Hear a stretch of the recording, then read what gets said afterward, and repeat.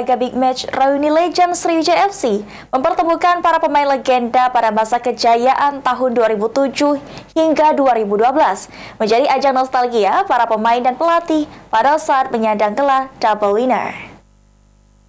Kita bersama Panglima Matahati untuk para pemain legenda klub sepak bola Sriwijaya FC musim 2007 dan 2012 kembali bertemu di lapangan hijau Stadion Gelora Sriwijaya Jakabaring Palembang pada Big Match reuni legend Sriwijaya FC pada Minggu 30 Juni 2024.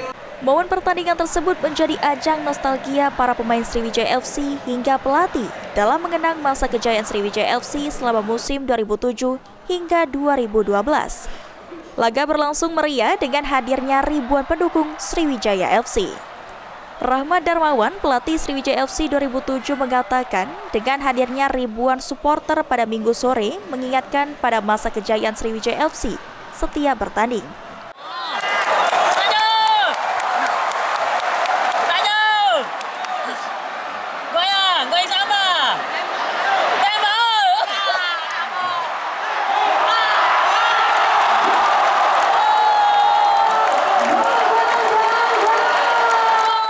Sehingga dengan momen Big Match reuni legend Sriwijaya FC, dirinya mengajak semua pihak untuk kembali membangkitkan Sriwijaya FC seperti pada kejayaannya.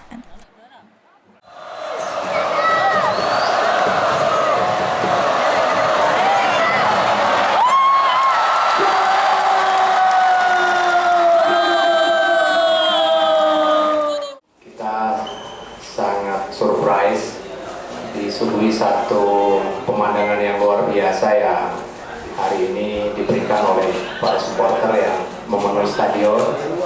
Ini benar-benar suasana yang mengingatkan saya dan teman-teman pada atmosfer ketika kita setiap kali Sriwijaya bertanding seperti ini. Dan tentu ini satu motivasi untuk kita semua dan semua pihak ingin bahwa momentum seperti ini bisa terus kita pelihara, kita ciptakan. Sementara itu, Kas Hartadi, pelatih Sriwijaya FC 2012 mengatakan, permainan yang ditampilkan oleh para legend Sriwijaya FC di Stadion Gelora Sriwijaya Jakabaring diharapkan dapat mengingatkan masyarakat Sumsel pada masa kejayaan Sriwijaya FC.